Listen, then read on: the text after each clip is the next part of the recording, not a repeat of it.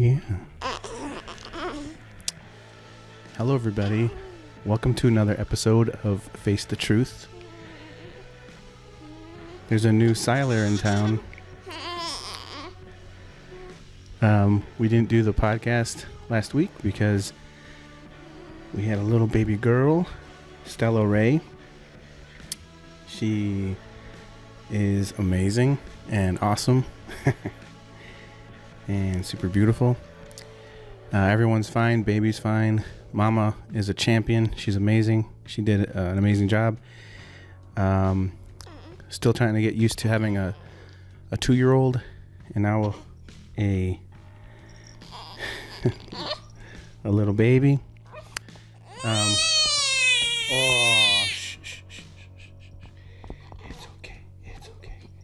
It's okay. Anyways, things are going pretty well. We're super excited, super happy. She's so sweet. She's so cute. I love her so much. And it's amazing having 2 teenage daughters and then having 2 babies, basically. But anyways, my guest this week is a good buddy of mine, Noah Harris, and I love him. He's like a brother to me. He was a groomsman in my wedding and sang and played music in my wedding. I was a groomsman in his wedding. We've been buddies for a long time. I have a lot of respect for him. He's a seriously talented musician. Just such a loving guy. Writes beautiful music. He's got 2 kids and third one on the way. Lives in Texas with his family, and I think overall just an inspiration, musically, artistically, and that's why I wanted to talk to him. And he's coming out with a new album that they're actually going into the studio this weekend to record, and I can't wait for that to come out. But anyways, we had a great talk. Just a warning ahead of time, we had some technical difficulties with some of the like internet connection or something like that. So some of the music he tried to play didn't really come through. There was some digital garble and disconnection happening, but he's sending me some recordings he did of himself playing some music. So I'm going to share some of his music during the podcast. So I hope you enjoy that. And hopefully you enjoy this talk that me and my buddy had. And thank you so much to everybody for your support. And yeah, I'm super super excited if you can't tell. So everyone, say hi to Stella Ray. Say hi. Hi, baby. Can you say hi? Hello. She can't say hi. Anyways, thank you so much. And without further ado, please welcome my buddy, Noah Harris.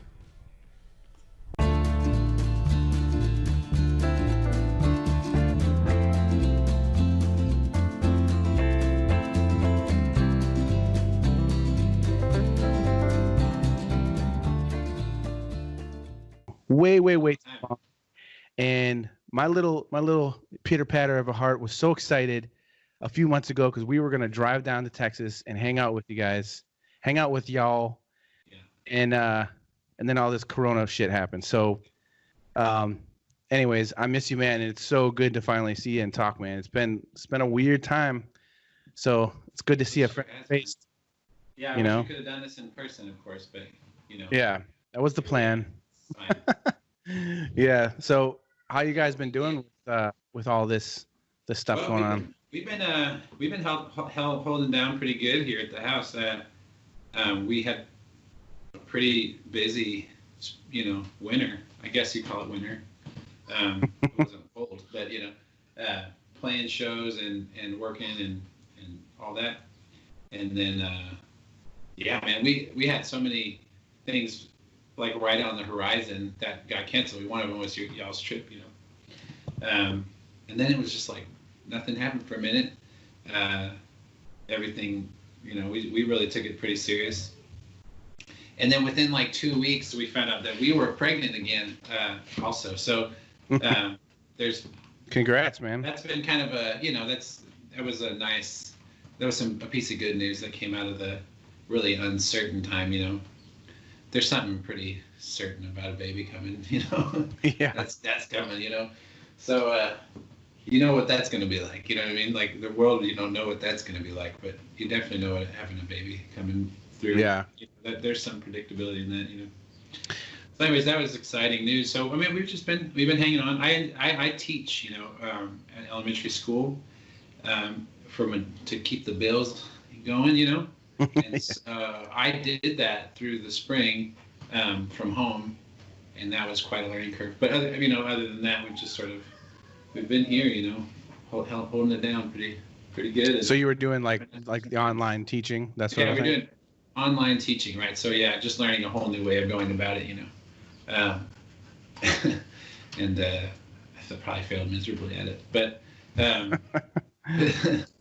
but you know, but that kept us busy. Now we're just we're moving into the next phase of all this. But as far as the virus goes, it's getting a lot worse down here, and so everything's kind of I don't know if everything's shutting down again, but a lot of folks are shutting it down again, you know, as far as businesses that have folks close to us, you know. Yeah, I've been seeing that things have been getting like spiking in Texas and Arizona, and it's weird here in Chicago too, because people are taking it pretty serious here. Like we can't go anywhere still unless we have a mask on, and right. There's not much open. I mean, I heard there's some restaurants that have been opening, but I think some of them are closing now too. It's all up in the air. I don't really know what's happening. Yeah. I mean, and then of course on top of that, we had of course the protest here, which shut everything down. Right. Like everything we had a curfew, so it was like on top of everything else. Then we weren't allowed to leave our house. Right. And like, it's like not that there's anything to do, anyways. But yeah. And then y'all had a baby, right? Right in the middle of that, you got to leave the house for that. A week ago, yeah. And that was weird too, because you know, like you just said that. Oh, thank you so much, man. It's like it's surreal and awesome. I love it. But it's isn't it funny when you have a kid, because it even though this kid is brand new, you feel like you've known them forever. Yeah. It's hard to explain, but as soon as I saw her, I'm like, oh, I know you. Like, well, you've got a lot more experience than me, Jace, but yeah, I felt that way my times around. And like something happened during the we had to have an emergency C-section. Yeah. And I didn't know I was brought to this room where we were gonna go after, and they said they're gonna come get me in a couple minutes, and they didn't. And I'm just sitting there. I'm like, what's going on? And I'm sitting there. About an hour or so goes by, and I'm like, this is crazy. They don't forget about the dad, you know, like so I'm just like, yeah, I gotta be patient or whatever. And I'm just sitting there, and I hear a baby cry from the distance, and I knew it was my kid.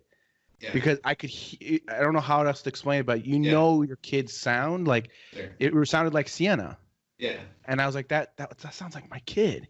But I'm like, no way. There's no way. No way they didn't come get me. They didn't, yeah. So but I was like, that sounds so familiar to me. Like I knew that voice. And then this nurse comes in, and she goes, hey, you know, I just, first of all, I want to let you know that I'm really, really sorry about this. We had to work really fast because there were some complications. Okay. But your daughter was born. The baby's born. And I'm like, what the heck? What do you mean? And she goes, but just to let you know, the baby's fine. She's totally healthy. She's very cute. She's very active and looking around and everything, and she's fine. The baby's fine. The baby's fine. Like she kept, and I'm like, you're like, well, then tell me the rest of the story. Well, yeah, I'm like, well, what about my wife? Like, why? You know? And she goes, oh, she's fine too. It's like, why don't you start with that? Just say everybody's doing good here. Let's start with a big statement here. Yeah. And then she goes, I'm gonna go get her and bring her to you. And I'm like, okay. So I'm just sitting there waiting, and then finally she comes in and hands me my kid. And like I said, I'm like, oh, I know you. Like it was so weird. Like she looks so much like Sienna. Yeah. And you know, right away you're just like a ball of mush, you know. Yeah. And then the doctor comes in and tells me that basically they're prepping her because she was supposed to have a C-section already because there was some other things they were just worried about. And then she goes, all of a sudden the baby's heart rate just dropped like all the way, like it was stopping. Yeah. And so they had to like really quick, just put her in there and bloop, pull the baby out like really fast. She said it only took a few minutes. But this is crazy, but I guess the placenta was like literally ripping away from the uterine wall. Yeah. So the life support system for the baby was just shutting down. And so it was a pretty close call. Yeah.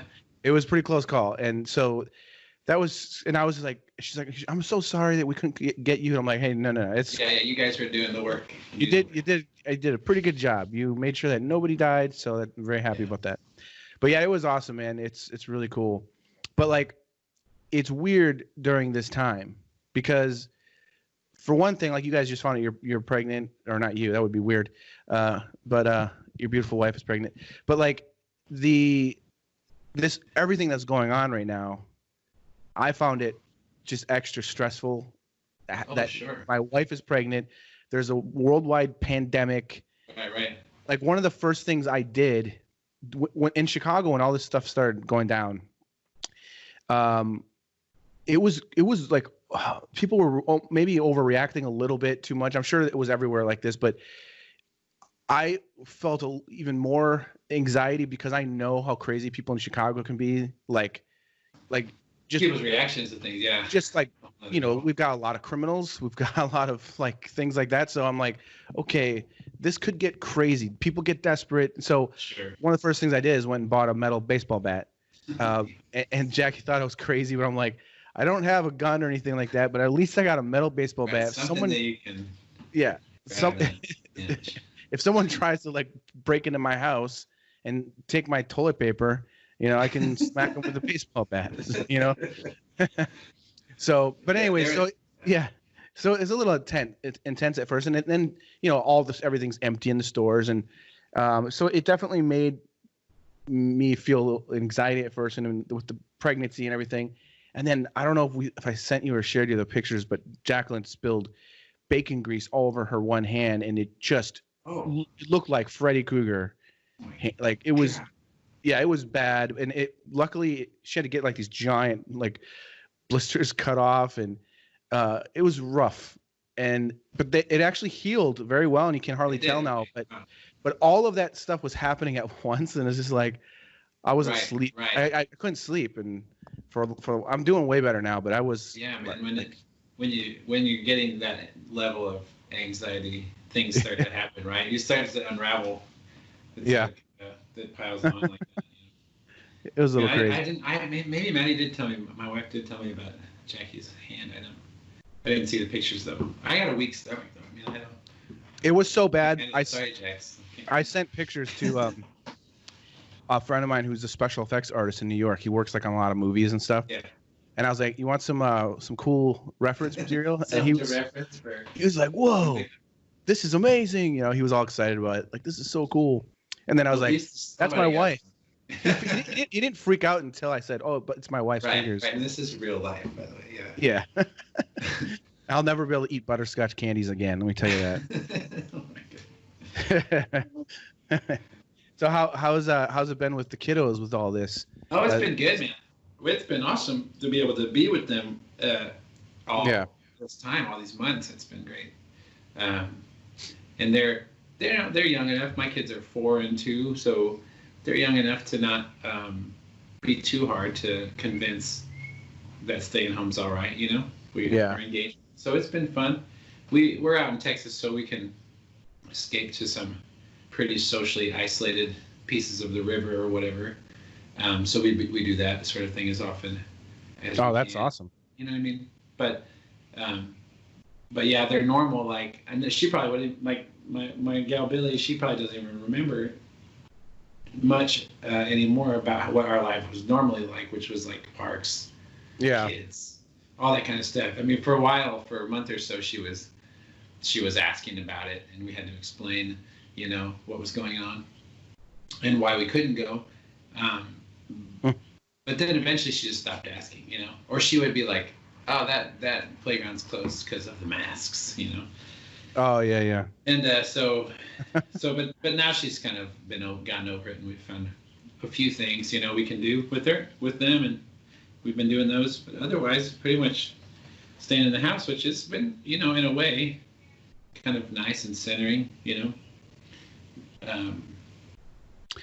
Well, you know, it was cool in a way too. Like one thing about this whole thing that I found inspiring, like to try to find some good in what's been going on, is a lot of the artists that I know are doing, you know, trying to do, you know, extra things or pushing themselves and reaching out and connecting with people. And one of the things I thought was cool is you started doing a lot of Instagram songs, which was really cool because, you know, you guys used to live really close to us in Chicago, and my favorite people to hang out with, we would have like the best times, hanging out, drinking, playing music, playing records, and you know, and then of course you played a lot of shows, and we would go to your shows and stuff like that. And then when you guys left, there's like literally a Noah and Maddie like hole. There's like a void that has not been filled for like years now. And so it was cool to be able to get my Noah fix, you know, when you start playing some of these songs on Instagram. So it's pretty cool to see and to hear like some of the new stuff. Yeah, it's awesome, man. I can't wait till we get to hang again. Yeah. Oh man, that'll be nice. I mean, that was kind of the part of the experience that, you know, I was missing a lot, was sitting at the dinner table after we're done and playing a new song for somebody. So I have really been, I've been playing a ton of shows in here in Central Texas, but I haven't put anything out, even like that, even just a video or whatever, just kind of about the business of playing live shows. So when that was gone, what I really realized I missed the most was just the real simple part of sharing a song with somebody. Yeah. And so we started doing that little series, and I'm going to do a handful more. I just haven't. A few other things came up, and we've got time. You know, I'm not going anywhere. So I'm gonna get back on that here in a little bit and put a few more up. I had a few more planned that I wanted to. Have you been finding yourself to be more creative during all this, or less creative? Because I've talked to some artists where they're like, I don't even feel like painting right now, and other people feel like more like going for it all the way.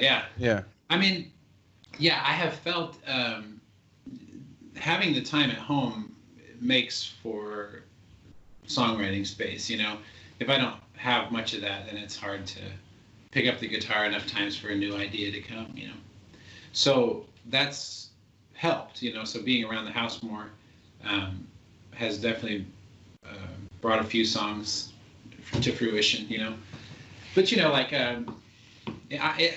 there's both sides of it. I think the COVID-19 lockdown side of our experience right now is one that would make you, has given me the time and space to think about humanity in this way, you know. Where I did write a few more songs, you know, at the beginning. And then the last couple, you know, the last 5 or 6 weeks or 4 weeks or whatever, since that murder of George Floyd, that's been another way of seeing the world where I haven't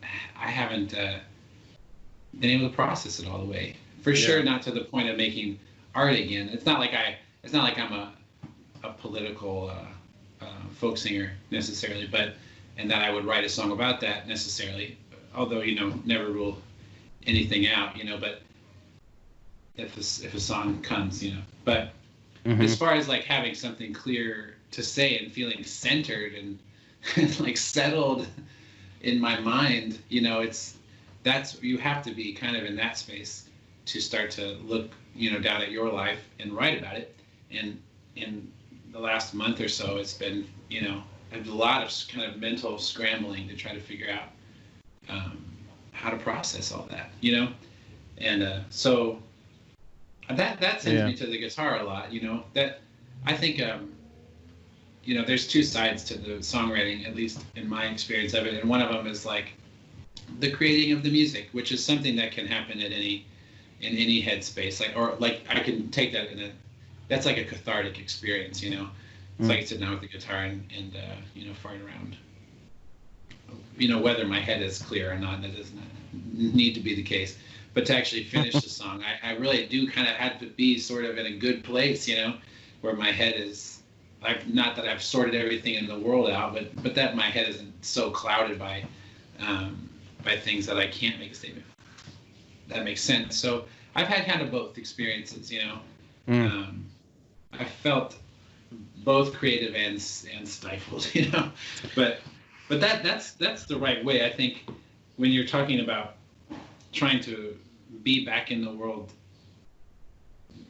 like have a voice in the world, which you know, songwriting is that, and you know, as the world around you, as what's presented to you in the world changes, you know, you have to kind of get right with it, you know, so some which way, you know, or even say something. So there's been both sides, you know, for sure.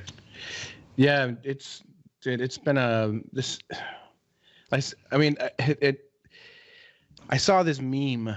Someone, I think Grigor sent it to me, and it's funny. It's good to laugh every once in a while, but like it was just this simple laugh of Back to the Future with Doc and what's his name? I can't think of his name right now. The main character. Marty. But Marty, yeah, and basically the meme says. It says, Marty, you know, whatever you do, don't go to the year 2020, you know. Yeah. And it's just so funny because it's like, this is insane. Like, I mean, I heard that the volcanoes in Yellowstone are like super being, you know, erupted by earthquakes, and if those things go off, we're all fucked. And like, you know, we've got like then we've got our first ever man launched, you know, rocket gone to space. So there's some things that are like kind of cool happening, and then all of a sudden all this other stuff with George Floyd, and then everything's going on. I mean, it's there's so much that has been going on where, you know, it's just funny. I was thinking about this the other day where, you know, it was just Corona. That's all everyone was talking about. That's all we all were dealing with it, talking with it. Sure, yeah. And you know, and then you've got the protests at the capitals. You know, we don't, you know, we want our jobs back and everything else, and people are getting pissed. Like, you guys aren't wearing masks.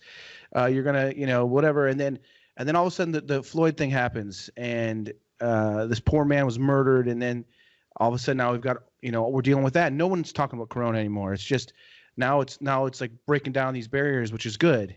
And yeah. But then we've got tons of people out there protesting with not wearing masks, and now Corona's back. Woo!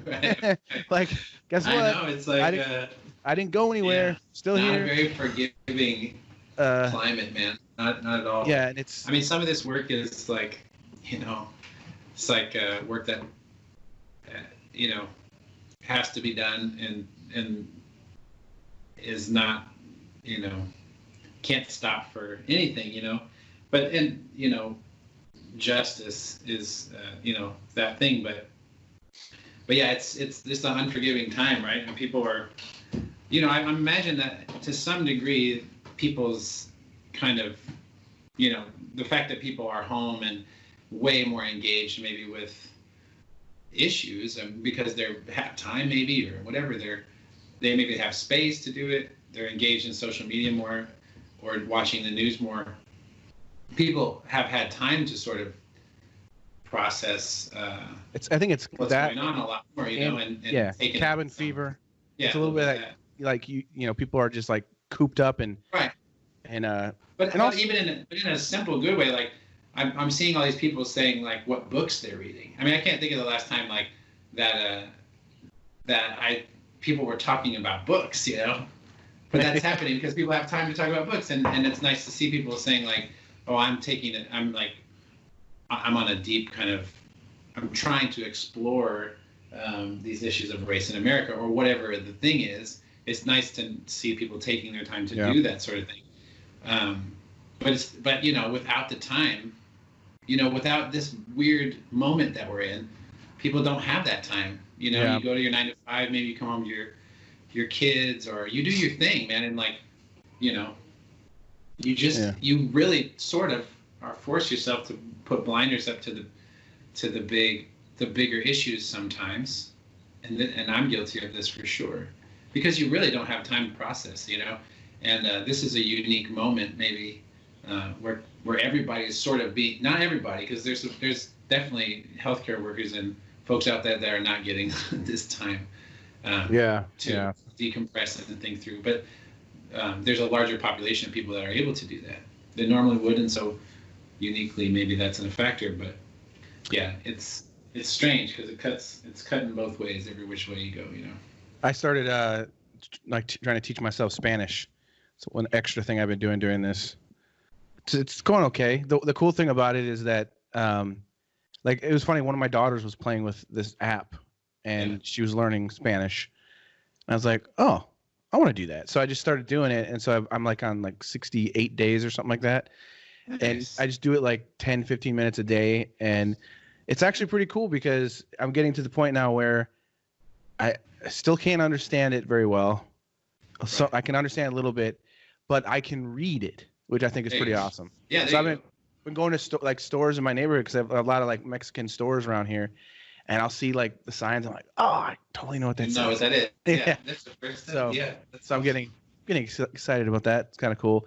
You know, it's funny too is my two older daughters are both teenagers, and they keep talking in all this slang all the time, and it drives me nuts. And they're like, it's really dumb words, like capping, like no cap, man. That means no lie, like no lie, no cap.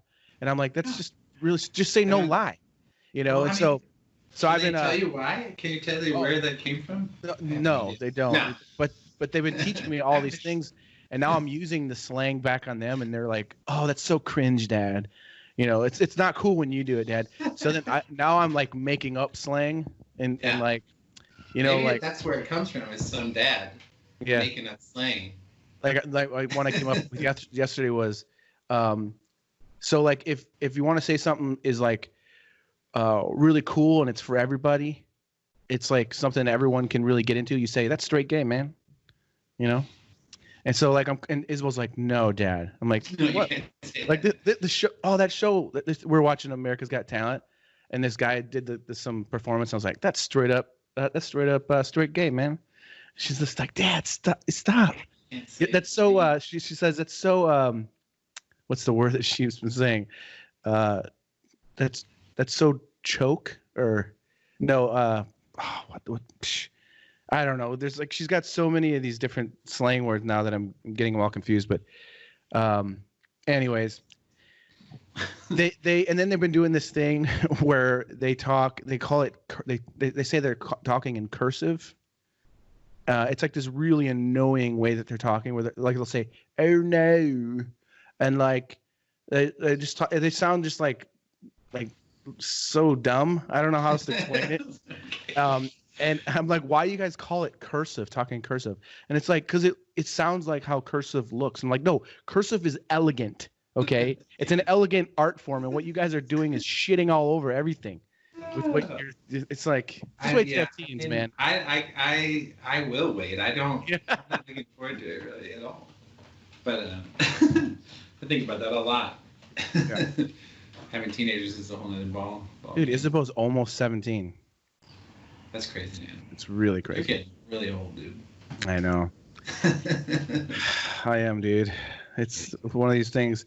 Yeah, I have a 17-year-old and a newborn. What am I doing to myself? You're gonna live forever, bro, man.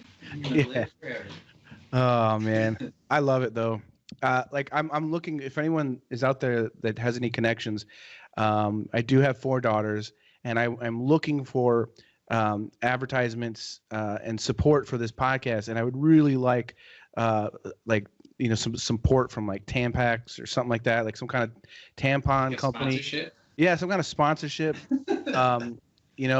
Maybe some kind of chocolate company. So, because it's like it's starting to get expensive. Diapers and tampons. I need. Yeah, you have both. You have both. You have both of the most expensive periods of a child's life in your life at the same time, right? Tampax and Huggies. Like, if you guys can sponsor me.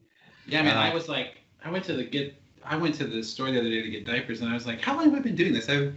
And I don't even think, I try not to think about how expensive they are. You know what I mean? Because he's literally going to take a shit in them, you know? And I think, like, oh my God, they're so expensive. And it's been years. I've been buying them for whatever, 4 years or more. It's crazy. And I'm gonna do it again. So there'll be 6 years of my life spending, like, I don't even know, hundreds of dollars a month on these things for the children to poop in. But it's going to be nice when it's over, I'll tell you that, when there's no more diapers. It is.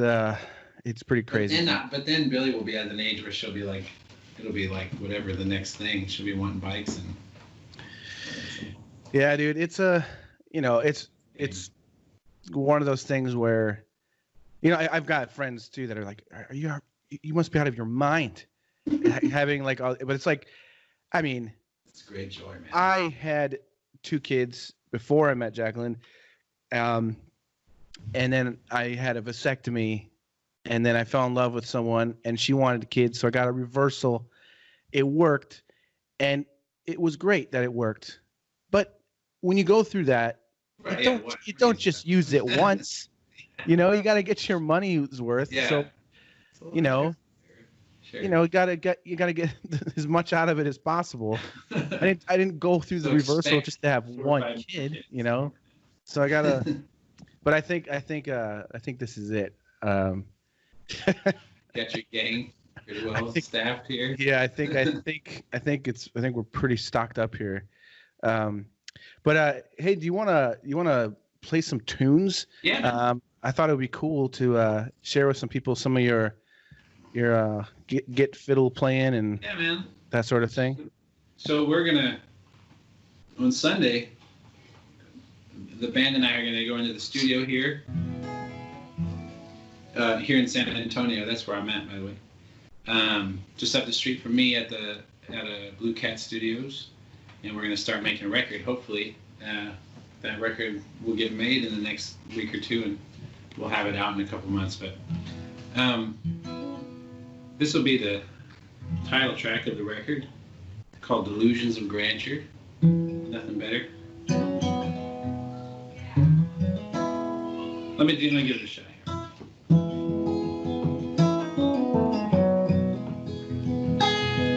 Well, delusions of grandeur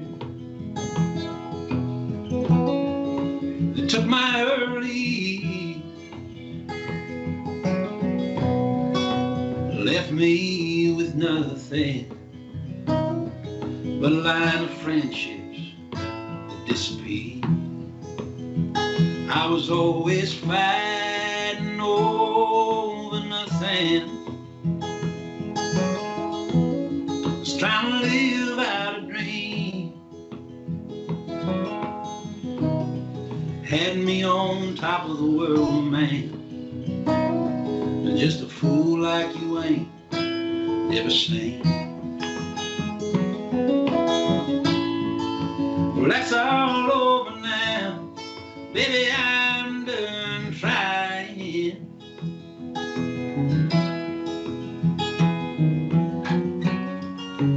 Prove that I've risen above the crowd.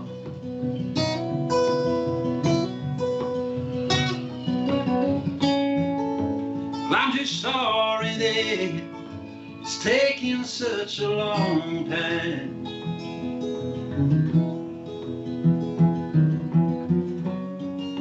For me to find a humble road back from these delusions of grandeur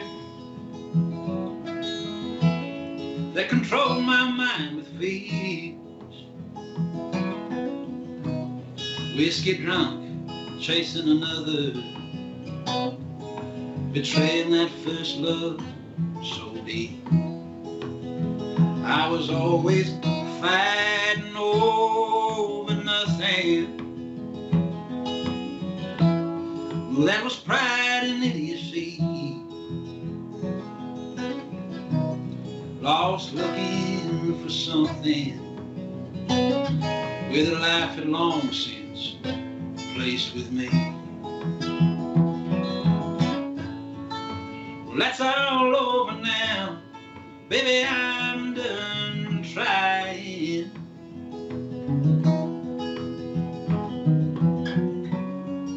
To prove that I've risen above the crowd.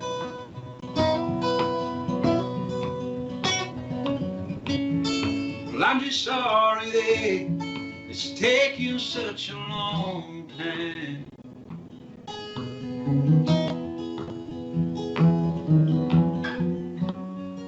For me to find a whole road back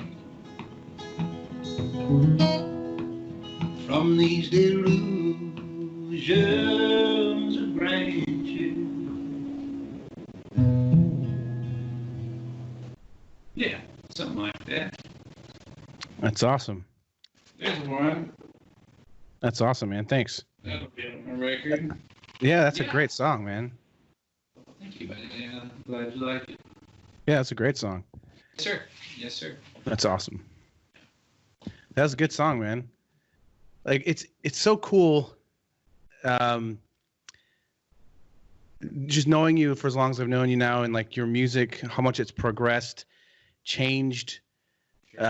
Just like from when you were doing the Nagant stuff, to what I knew you did before that, to just listening to like how much, like just your style and your aesthetic, you're always like changing and pushing yourself that way. How do you feel about like I mean, obviously you guys moved to Texas, and you there's like a vibe and a feeling there, and I think it fits you perfectly. Yeah. And it's just amazing because like when you're singing that song, like lyrically it's awesome, and musically and vocally it's awesome. But I'm sitting there, I'm listening to my buddy sing, I'm listening to your vocals, and I'm like, it's so damn good. Like it sounds to me like a timeless song that I've heard on a record from a long time ago. That's a good news. Good news, man. Yeah, it sounds great. I've always been attracted to a certain kind of broad path in music, which was sort of the folk singer, you know.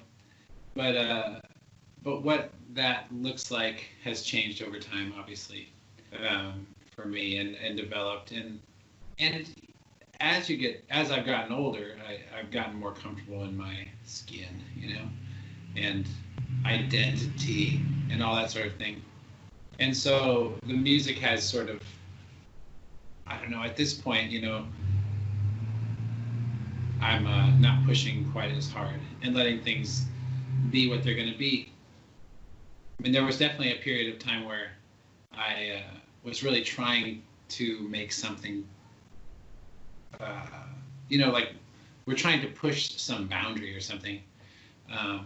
But at the end of it, at the core, was an attempt to make a folk song that made sense. It was a story. I mean, was it something from the heart, you know? But so that stuff's not changed. But I think at this point, as I've gotten a little older, kind of found a home where this is the home I've got, and this is where I'll be, you know. And it does suit me. I really like it here, you know. Yeah. And the Texas music has always been a big part of my, like, I can't say always, because what is always? I'm almost 40 years old, but over the last 10 years for sure, you know, the big Texas troubadours like Townes Van Zandt and Guy Clark have been a big part of my musical library. And country music was always a big part of growing up in rural Illinois, you know. That's really is part of the culture, you know.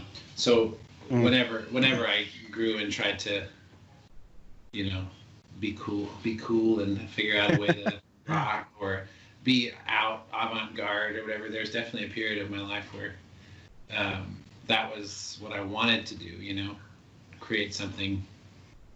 Yeah. You know, or whatever. But that's, you know, as you get older, you kind of like, I just rather, I want to make a record that I would listen to if I was, you know, if I was just somebody else, you know. You've always had a good way, though, I think, of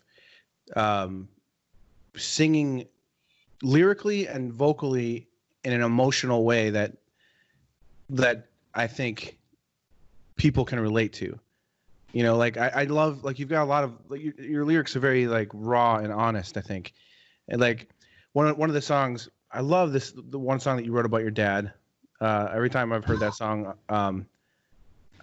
it's got you've got a way of like we all it's like a little insight into a little bit of your life, but also something that everyone can kind of relate with in a way, in one way or another. I also love that one song. You know, like, you and I have definitely had our share of times of staying up all night long, drinking and having a good time, and then regretting it the next day. Oh, sure. Oh, no, I know. But like but then I love all that one that song where you're like, you know, lay me out in the rain for whatever. I don't remember exactly, but that's called Stand Up Man. Yeah. Like, I love that so much. Yeah. But I love your way of, like, telling the story. You just do it in such a way that's there's a little bit of humor, but it's also sort of dark at the same time, and serious. And I'm sorry I have to do this because I just feel like doing this, and I just love to hear how this stuff sounds. So on the microphone. Doesn't that sound good? Sell it. Doesn't that sound good? Get you a sponsorship. Here's another sponsor that I would like, LaCroix. So tampons, diapers, and LaCroix. Sparkling water, man. Yeah. But yeah, man, I really enjoy like seeing you're to me, you're like the whole package when it comes to the art of, like, songwriting, because, like, you're writing, your lyrics are amazing. That's, like, hard enough to start with. I mean, but, like, your songwriting ability and the way that your voice is with the finger pick and everything. But one thing I really loved was, gosh, I don't know, this was like 4 years ago or so, when you kind of went, like, on a tour, but it was just basically just you. And I think, I think that's when you were pregnant with your first, and like we would go to Mile of Music in Appleton, and you were playing all the little bars and joints, and I don't know, you probably played like 10 times a day or more. I don't know, but like, probably. But it was so cool because there's all these bands playing everywhere, and you don't need a band. You just show up there with your guitar, and you were captivating everybody. And I was just so proud of you because again, like, at that point, you literally went from doing band stuff to, you know what, we're moving to Texas, and I'm gonna do this now. And, like, you just started doing it, and it was just so cool to see you do that. You know, kind of almost reinvent yourself in a way, like artistically, which I just think is awesome. Yeah, I think the kind of part of the music progression was in Chicago. I had really just kind of gotten this thing by the tail, you know, in 2013 or whenever that was. It was quite a long time ago. But I had kind of in transition, you know, and I had really started to kind of calm down a little bit about who I was and what I was trying to do. And I asked some fellas to join me, and we put a band together there in Chicago. Those are guys who are great players, but I didn't really know exactly what I wanted to do. I remember having conversations with them, and these were really highly accomplished jazz musicians, so they could kind of do I mean, they were kind of like, what do you want, man, you know? Yeah. And I was like, I guess I don't know. Well, you tell me, man. Like, what's happening here, you know? And so we made an EP at that time in Chicago, and I really didn't know where this was all headed, and I was like just a step away, I think, from finding exactly where I was going with it, you know, or where I was going as a person. I knew I was moving away from something and into something new, but I didn't quite have it by the tail, or I just had it by the tail, So those guys had to help me shape. And I remember conversations with Matt Ulery. He would be like, this was the bass player, like, do you want it country or do you want it like psychedelic? And I was always like, country, when posed the question, I would say country, Yeah. But I didn't come in with that idea. I didn't come in with a strong idea about what it was. I was just kind of really new at that time. But that recording experience was really helpful to me as we get now to what we're about to go do here in the next couple of days. I mean, my reference point for making a record like what we're about to do is that recording session, even though I didn't really know what I wanted to sound like, or it was a really, really important experience to be able to go in and make something in the same vein that I'm going to make, like with the same pieces. It's basically like you learn to do it mechanically, and then, but I just didn't know exactly what I was going in to do. You know what I mean? And the truth of the matter is, it's just taken me 6, 7, 8 years of kind of settling the rest of the way down, dude. Like getting, just calming the, what down. You know what I mean? It's taken me a long time to get there. And as that's happened, like the person that I am now, it can come through the music a lot easier because I'm trying to get rid of anything that's like too many filters in the way. I'm just like, I'm trying to do that. Now I can't always say that there don't exist. People's psychology is very complicated, and your sense of yourself and all this sort of stuff is tied up into when you're doing a performing art for sure, So it's just taken time to kind of settle in. But when I think back to that recording session, I'm like talking to the engineer and the band and stuff, a lot of with those things in mind, because a lot of what we did there in Chicago is exactly what I want to do. You know what I mean? Play live with the band, trust the people to do their thing, like make the magic, And that really did happen in that session. I just I hadn't really kind of gotten to where I needed to be, to the point where I was contributing at the level I should have, I think, in a way, like I just kind of wasn't there yet, but I loved the experience of seeing them do it. And they were, like that whole group of dudes were at that point. So I'm excited kind of now to kind of come full circle, although that's a lot of time. So 6 or 7 years later, I finally feel like I'm ready to, all right, like I can roll into this record. And we've got a band that I've been playing with, for over a year, some parts of it well over a year. So yeah, we're just kind of like, we're kind of rolling into that time. It's like just sort of time to make a record. But that's awesome. That song Delusions of Grandeur, that's kind of like, that's why it's the title track. It's kind of like, it's kind of a tongue-in-cheek, or like that whole period of my life where it's like, calm down, man. Just calm down, just do your thing and stop trying to push, trying to squeeze it out of there. You know what I mean? Yeah.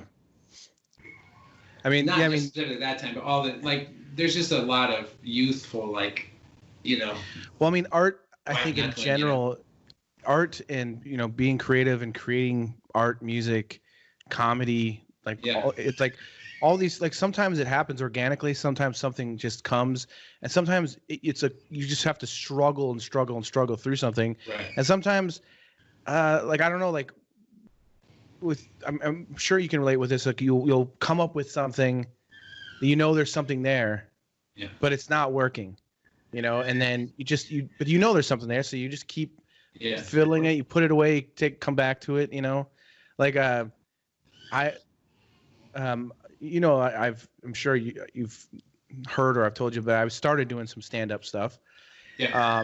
And that's a very strange and different kind of art form for like to start to understand and to work on and develop. And I found that like it'll be the weirdest thing where something will come to me where I think, oh my gosh, that's hilarious. But if I don't write it down right away, it's gone. It can be gone forever. Oh yeah. And there's times I'll like wake up in the middle of the night and I'll be like, pimples, or something, like some weird thing come to my mind. And I'm like, start to write it down. Everything that's in my mind, wake up the next day and I read it and I'm like, oh, that's what was I thinking? Yeah, you gotta do it. You gotta check. Or like, yeah. But I think part of it is like going for it. Like, like that's the one thing that I like about the comedy thing is like got a lot of weird thoughts and ideas that just come into my mind all the time that make me laugh. Yeah. Like, how can I set this up in a way to make other people laugh? And sometimes you go for it. You like, how much can I push this thing and take it? Like, okay, I got them so far. They're laughing at this. They're laughing at this. Okay. Are they going to get the next bit? Oh, I went too far. That was too far. Yeah, that must be a strange line. Yeah. So like, but I think that's similar in a way. I think that's similar in a way with like, just creating art in general. Is just got to go for it sometimes, and it's all like, yeah. You're breaking up again a little bit. Hopefully it'll clear up a little. Can you hear me? Okay. Okay, we're back. We had some technical issues, internet-wise, and so on. But I asked Noah to play another song, since he's all about the songs and stuff, and hopefully we won't have any more internet troubles. So awesome. All right. Well, this is a song I wrote for my son Guy, and it's called Cowboy Song. I've been spending quite a bit of time in the last 3 or 4 years, especially last year, listening to old country and for sure getting into the old cowboy classics. And the thing that I have really been attracted to, I've always been sort of into working class songs, Woody Guthrie and that sort of thing. The Cowboy Song is kind of like it's a working class song, but instead of the mine, you have the West as the backdrop. It's so much more, pastoral. It's so much more romantic, Think about the working class, hard life on the plains. Like, oh, that's nice, as opposed to like, you know what I mean? The working class of, Eastern Kentucky and the mine, right? There's two different ways of seeing it. One is dark, and there's definitely a space for those songs. But something so attractive about the Cowboy Song is like, that's a working man's song, but it's such a beautiful work, in life. So anyhow, that's been the draw of those cowboy classics to me. But anyways, this song is kind of about singing those songs to Guy in his first year. So.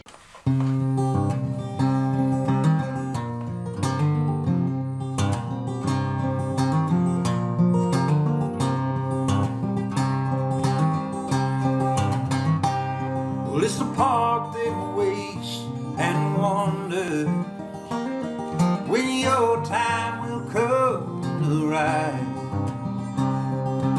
My son, it's in these hours that you burn the most inside. Well, it's the patient heart that finds it in that lost, anxious refrain. Each morning you get up and try your hand again. Just like that cowboy song I sang you all drive long. Get along, little dog, little dog. Get along. Well, in the quiet light of evening, you might feel your hope can last. My son, it's in these moments that you want to cling to the past.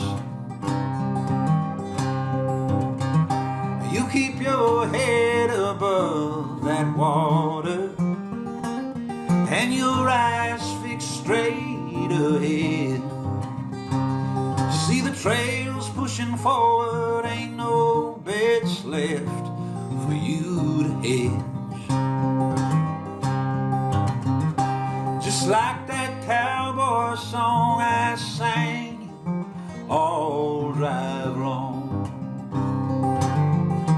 Get along, little dog, little dog. Get along.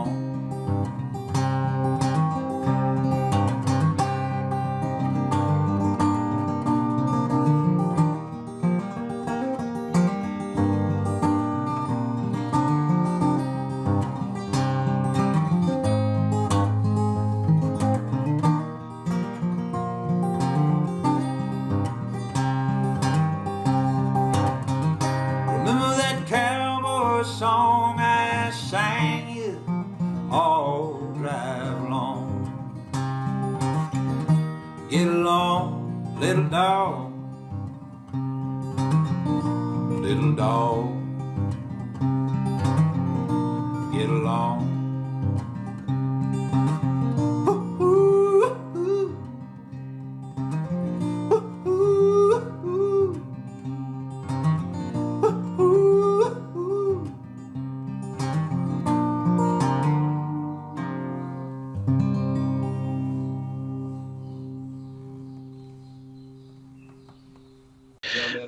All right, I think it's so. Yeah, we keep having some tech issues with the internet stuff, but you know what? It's real life. It happens. But it's hey, this is not like this is not the Joe Rogan experience. Not yet, anyways. So, anyways, We are talking that's to each awesome. other face to face from yeah. the- But it's awesome, like being able to hear the songs, though, man. Really, really, it's. I love just hearing your take on it too, and it's really cool as a father too, like to hear your insight on like your experience with your kid and mixing it with the music and just it's almost like inside baseball, you know, like you get a little, you know, I just think it's cool when you get to know about someone in a different way, you know, because you know, we haven't gotten to hang out as much in the last couple of years, and in the last few years, you've become a father. So it's really cool to be able to hear that side of things, you know, through your music. It's really awesome. It's really cool. But, whoa, you know what that sound means. Time for some questions from fans. Questions from fans. Okay. Yeah. So, but I'll take a question.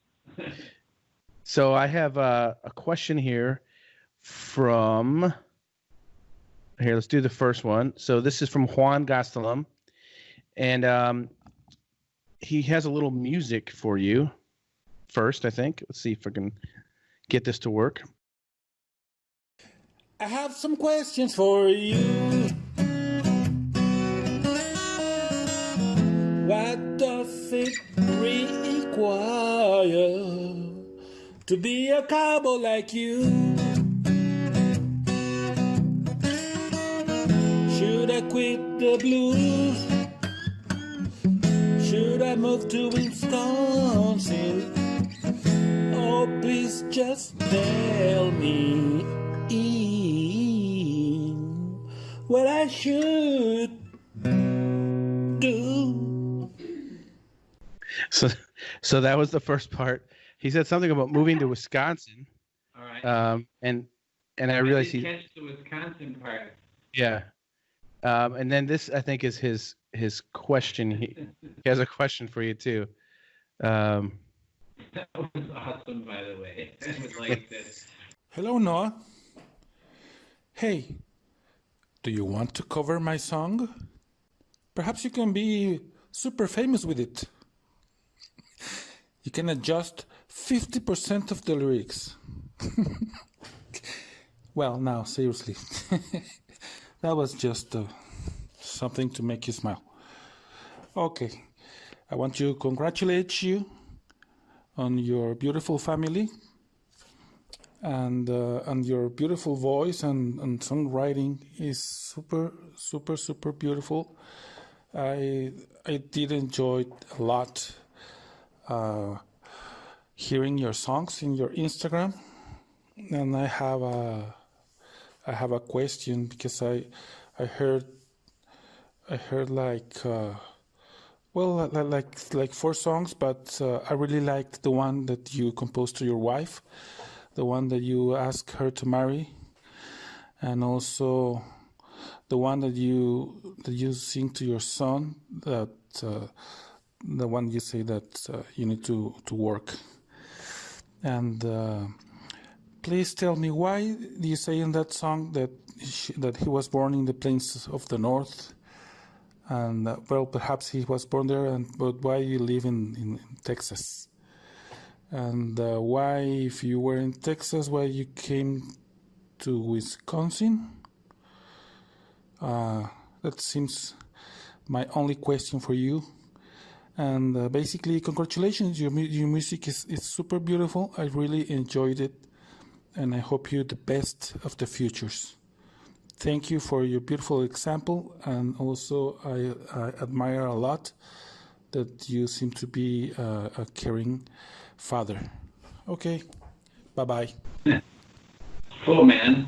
Yeah, thank you so much for that. So I'm from Central Illinois, a little rural farm town, basically, in Illinois. So that's the song you're talking about, Mama Said, refers to being born in Illinois. I moved around the Midwest a lot, so the Wisconsin part is way before Texas, but I met a girl in Illinois from San Antonio, Texas, and moved out here 6 years now. Yeah, that seems about right. So that's why I'm in Texas.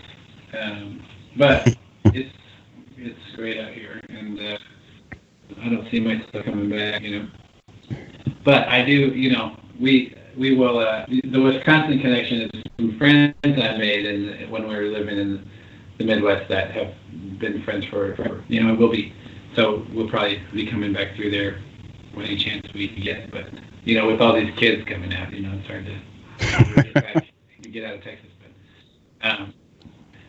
But yeah, so that's the Illinois connection. Why I left Illinois? For a girl. For the love, buddy. For the love. For the love. Question. Yeah, I think he's talking about Cowboy. He was talking about Cowboy Song in there too, I think. But yeah. Yeah. I loved his little song, which I think the question in the song was, how do I become a cowboy? Something like that. Yeah. I think is that not what he said at the beginning? Yeah. I'll let you know when I get the money together. Yeah.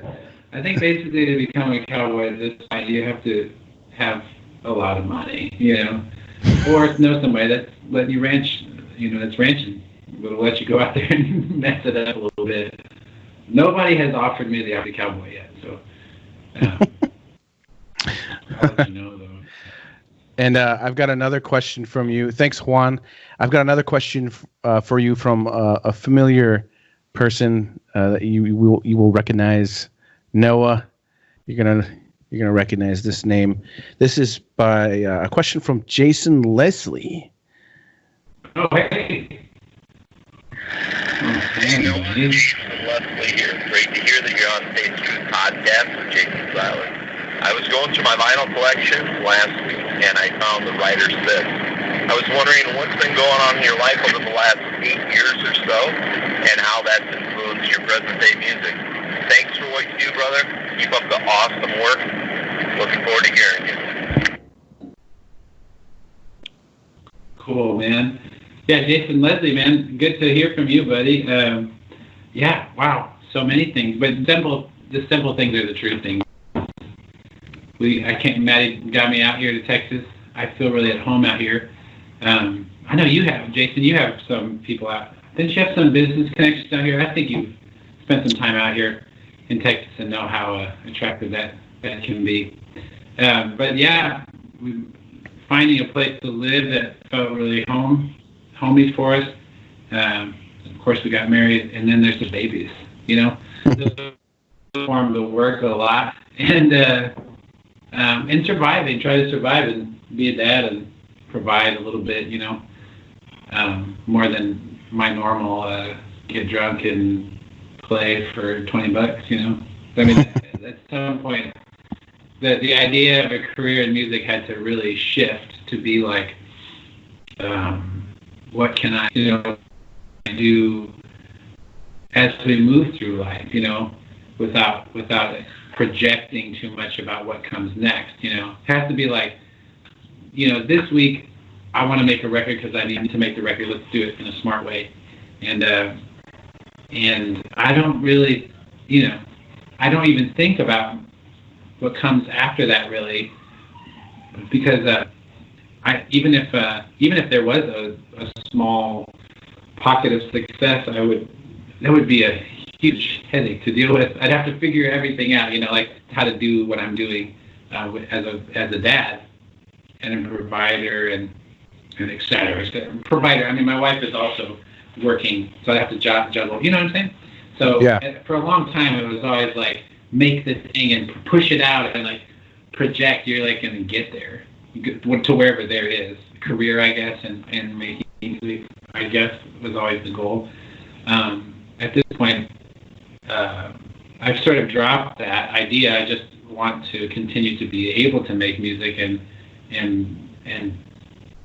have the inspiration to continue, and the family really creates a lot of that inspiration, but this feeling of I feel at home, that's where this newer work comes from, to answer Mr. Leslie's question, that's what's really changed is a sense of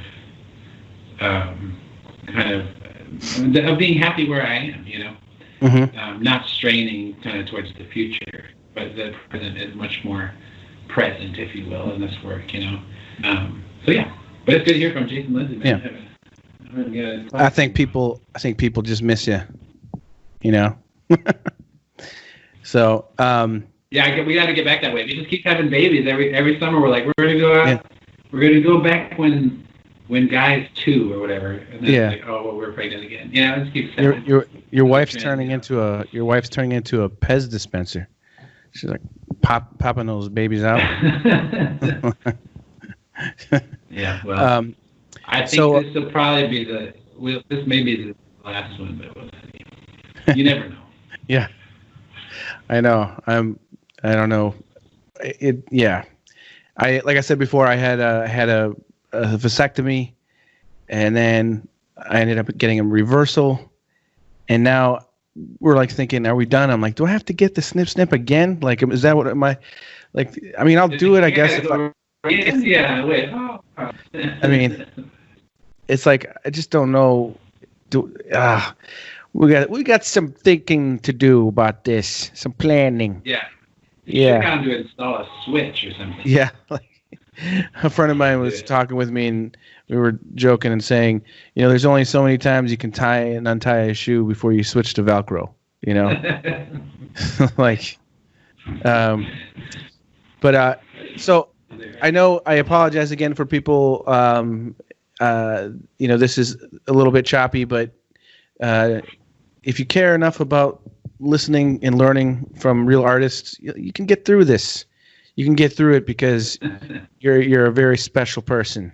You know who you are. And there's some fan art, some people that spent some time doing some artwork of Noah. And so there's some funny ones. There's some cool ones. There's some good ones. So I'm gonna switch this over and share some fan art with Noah and see what he thinks about it. So do you see this? Me. Oh yeah. That's awesome. I'm kind of good at it. This is by Hossein Razapur.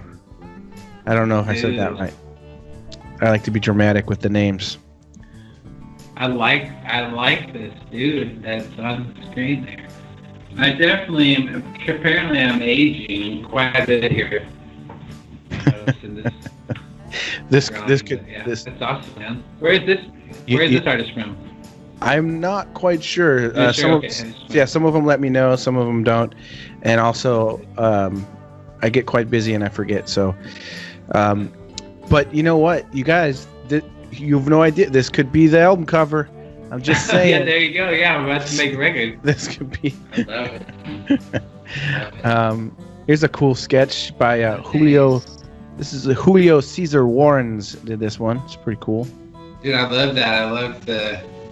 I loved how they put the detail in the face, and then the guitar is kind of this like tripped out deal. Yeah. It kind of fades out into the. It's awesome. Yeah, it's pretty cool. It's very nice style. I really like the style a lot. It's very cool.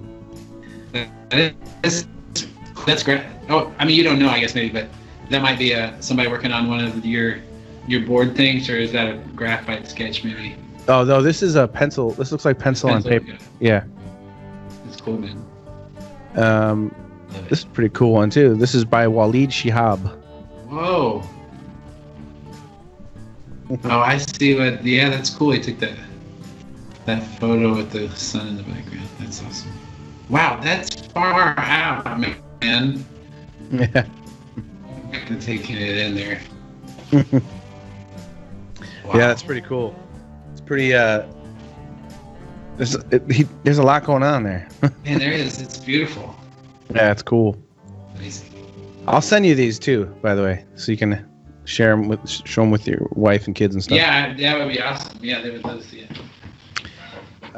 This one is by my French friend Jacques Lemoni.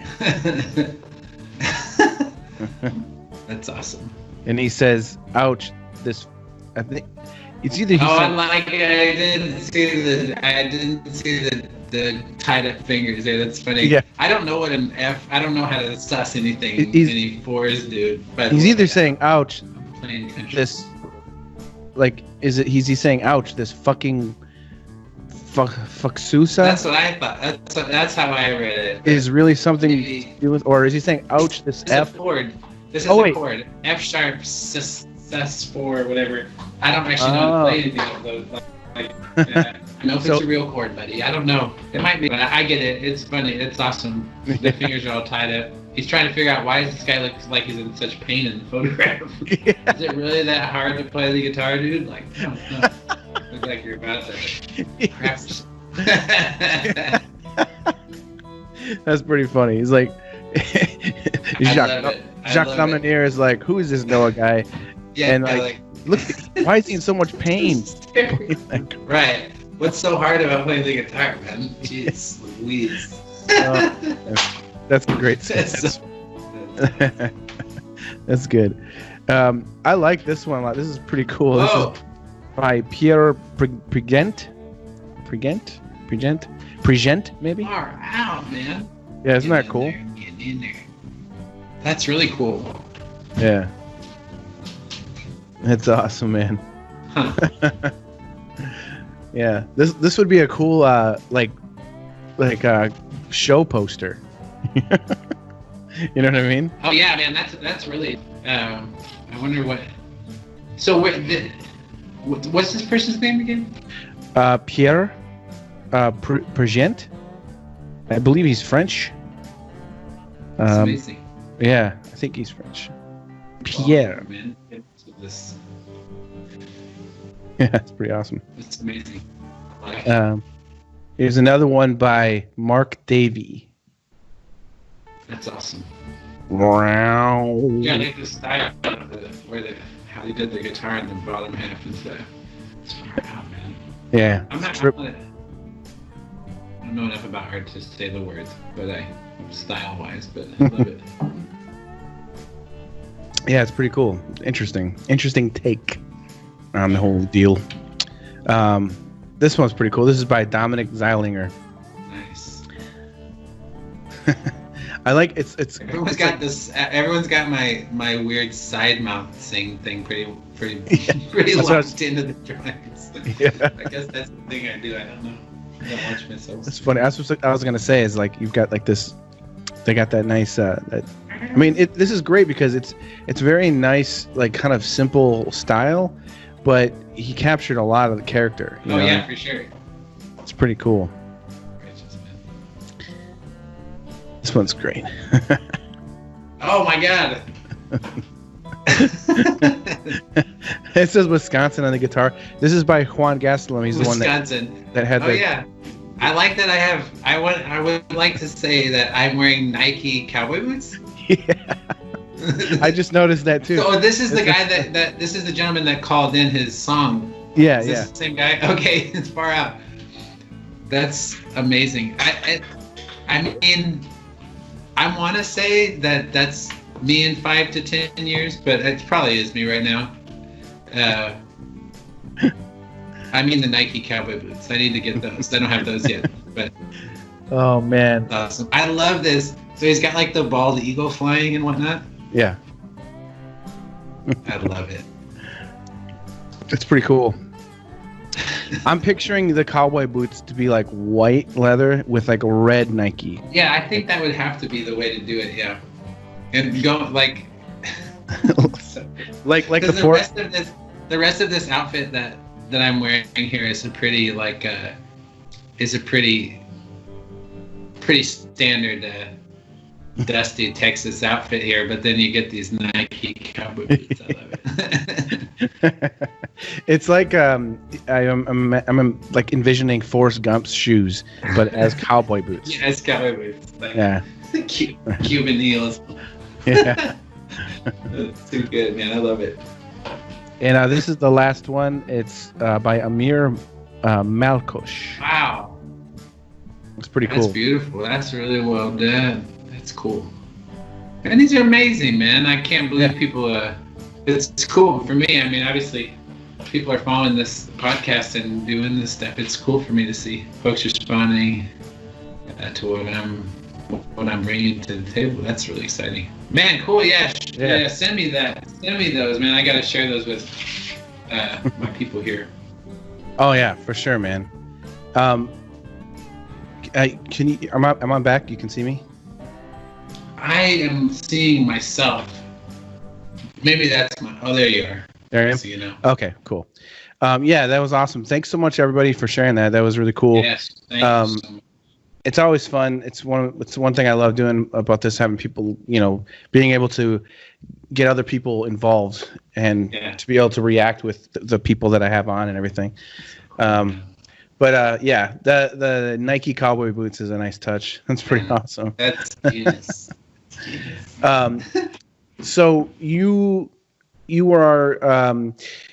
are basically going to be wrapping up or finishing up an album, or are you starting it this weekend? Yeah, Sunday. This weekend we're going to start the record, but we will be in the studio for 5 days with the band and tracking together. So hopefully it will. The plan is to have the record recorded at least in the next week, and then of course there'll be some time after that for getting it all finished up. I can't predict exactly how long it'll take, but yeah, we're starting it and we'll track for a week. But we'll be just tracking the band in a beautiful little studio here in San Antonio called Blue Cat Studios. Joe Trevino is going to engineer and help me produce it along with the band. I got a great band of guys: Stephen James, Corey Cook, Dale Johnson.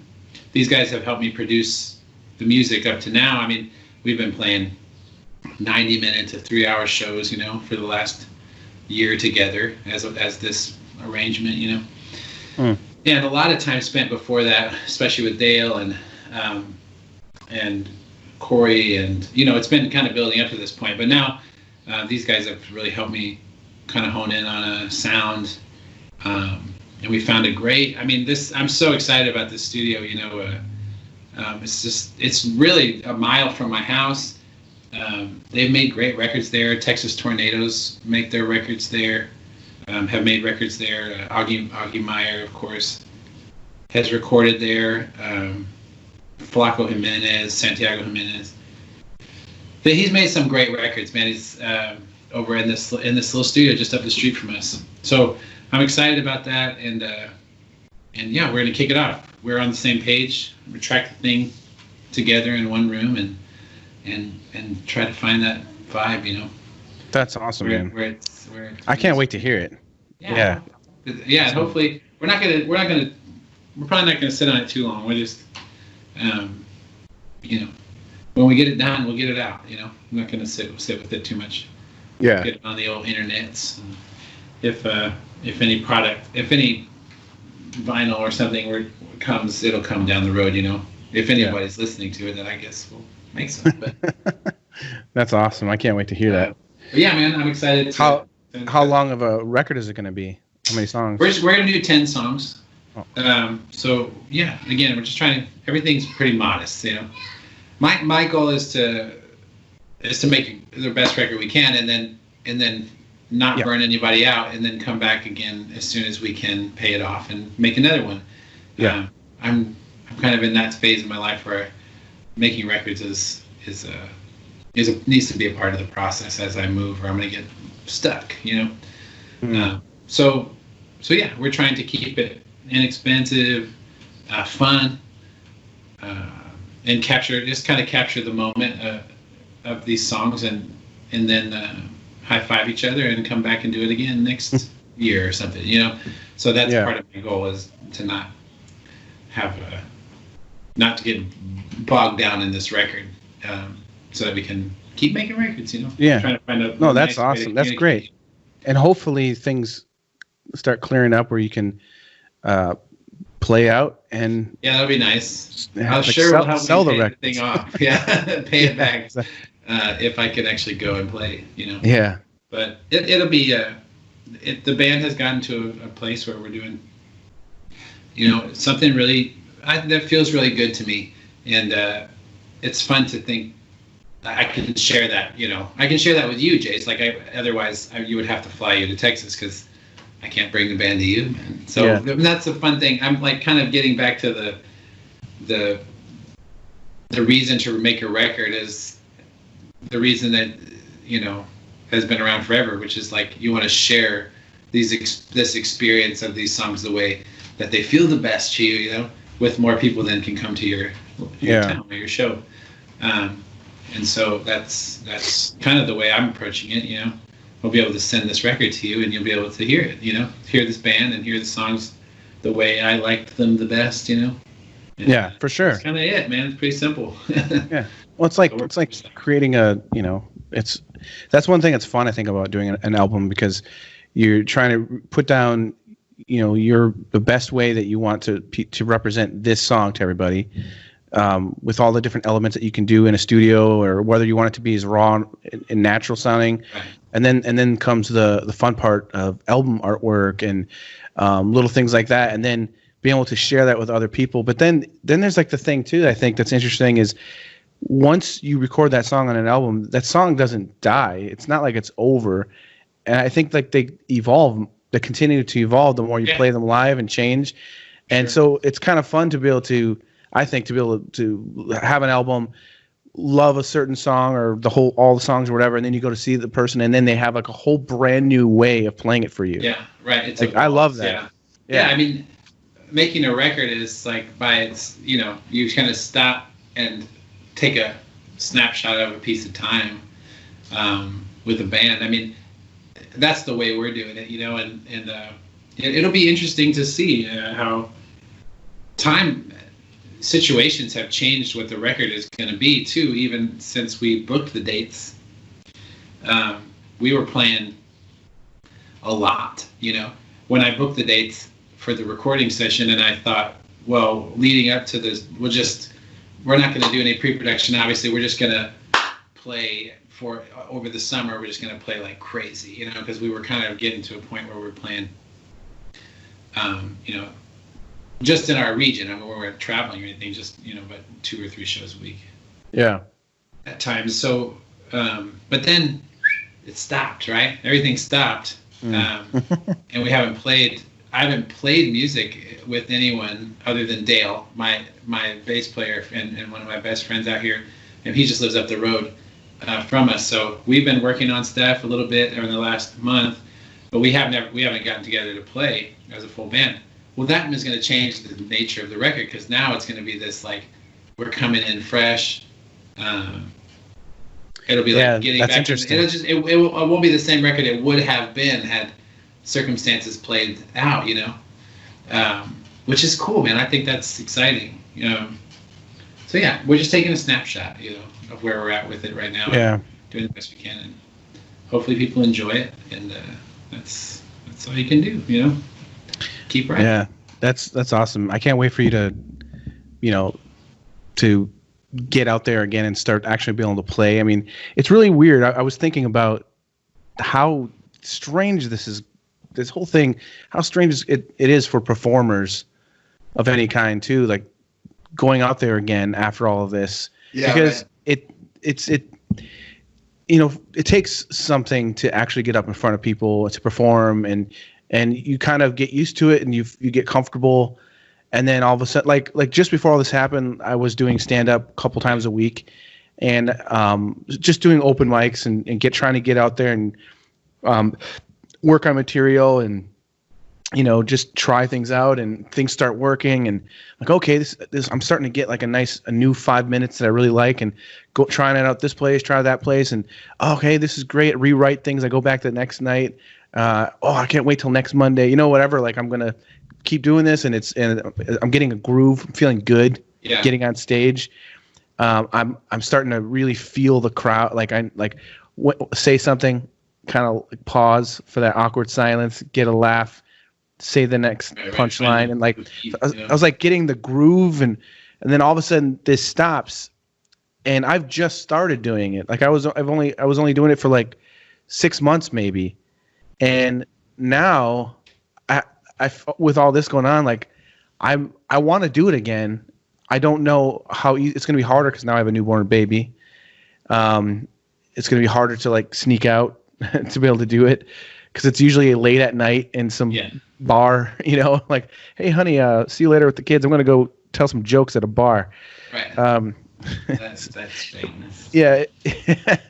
But at the same time, I really love it and I really want to do it again. But now I'm actually feeling a little nervous about it. Like, right. You'd already gone through that once, and now you gotta. Yeah, now because I was still so fresh and new already. So now I feel like, oh man, like I'm just gonna go back and just start again and just try to rework some things. And I have some new ideas, but it's interesting because this whole thing is affecting so many people. Of course, way more serious things than what I was just talking about. But in general, it's interesting how it's affected just all of our lives in various different ways.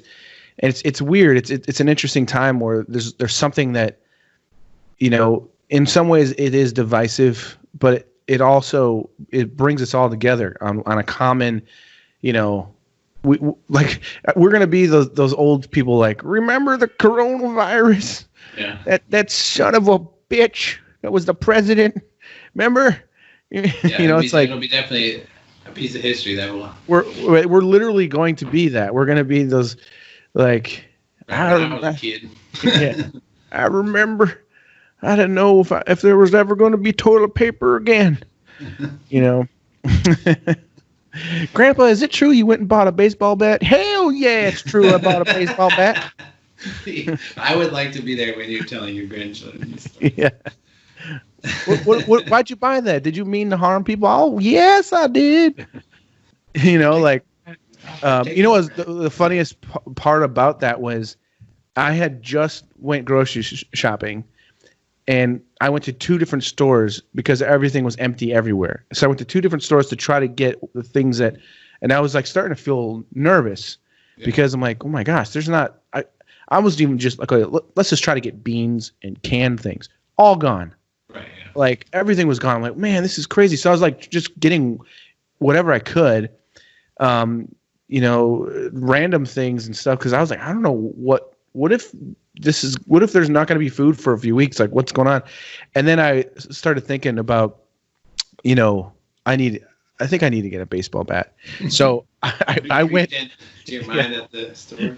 So I went to I already went grocery shopping every time. I go to this Target, and as I'm walking around, I'm like looking for the sports section, and I get there, and I grab the baseball bat, and I'm like, do a couple practice swings, like There's the right weights. This is a good one. And then I remember thinking, what are you doing? Why? Yeah. Like, you don't need to buy That's it. what everybody was thinking about you at that moment.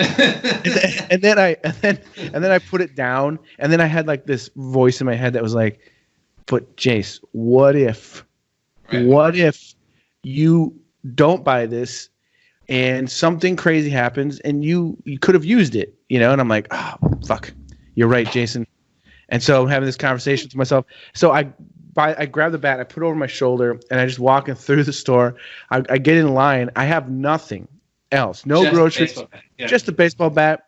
And I just really had it itching for baseball today. Like, yeah, well, the funny thing was I'm standing there holding the bat like this, and the guy in front of me turns around and looks at me, kind of gives me a look, and I go, I don't even play baseball. And that was it, and I just bought this bat, and I was like, no, I don't need a bag. And I just walked I'm walking through the parking lot, and it felt really weird. Like, that's weird, but yeah, strange time, man. Like, with the intent of cracking a skull if I need to. That's a weird thing. Like, I just did this, very strange. Anyways, I think it's a good place to end. Buying a baseball bat so I could crack some skulls. Thankfully I haven't had to use it. Hopefully I will never have to use it. It's called Maybe you use it for baseball down the road. I told my kids no matter what happens in the future, it's called the Corona bat. I'm gonna keep it, and it's not the Corona bat that started all this. It's Papa's Corona bat. Well, they'll forget that, and they'll be like, "My dad started the coronavirus. He bought a baseball bat, and it had a disease on it, and it spread." That's what they'll believe. Didn't it start with a bat? Yeah. My dad bought the kids.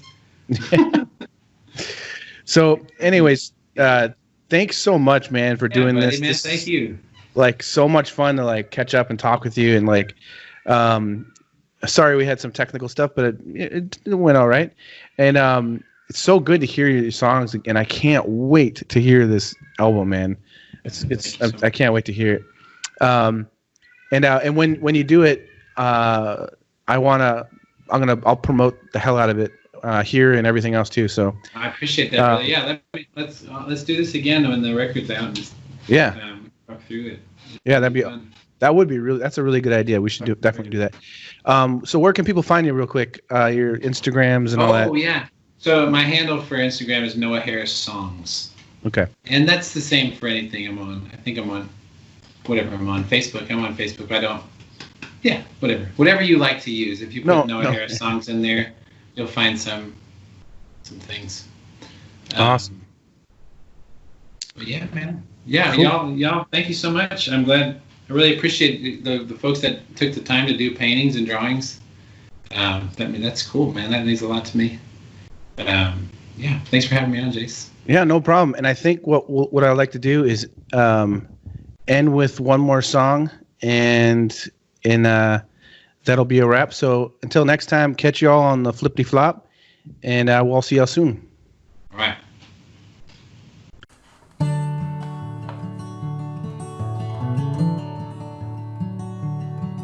To be honest, babe, to be honest with you, it's nothing like a child to change the game. I've been feeling full in a way I never knew I could feel for another day after day. Through the years I hope we keep seeing it this way. Well, sure it's hard. Every good thing in this world comes with a fight and leaves you in pain. But we're richer now than we've ever been before. Just look at the laughter on that little face. Through the years I hope we keep feeling it this way.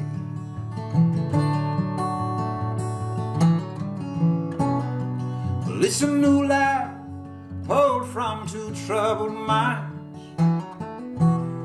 who are learning to bury all the old dreams of life. For the most real things live deep inside. My love, it sure is beautiful down in this mind.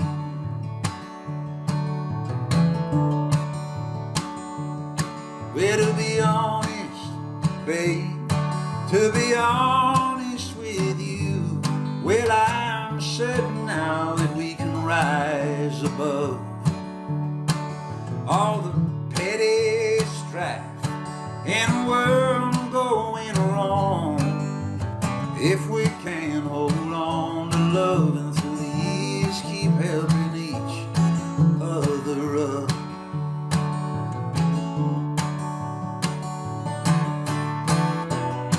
Well, it's a new life pulled from two troubled minds who are learning all the old dreams of life. For the most real things live deep inside. My love, it sure is beautiful down in this mind.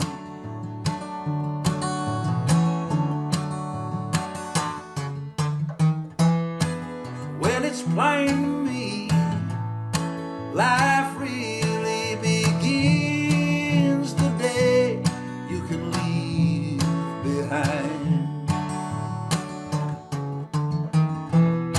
that lonesome fantasy of the lonely man and satisfied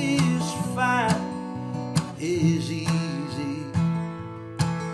desire.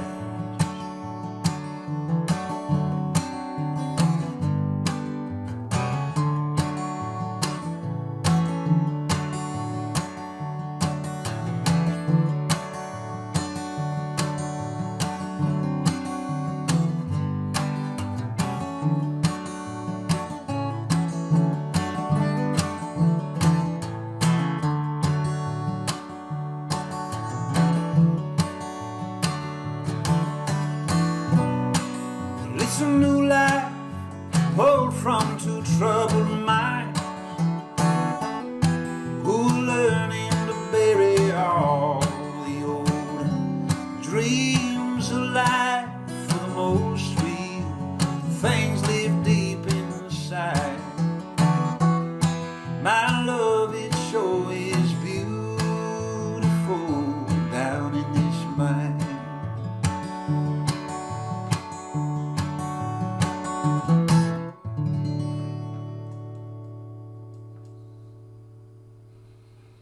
Wrong here. Yeah, I mean, Anyways, I'm here. Let me just do like a test to see. Yeah. While riding my horse across the pasture, jerk my kitchen twine down. Stuff's happening. Let's see if I can get. You want answers?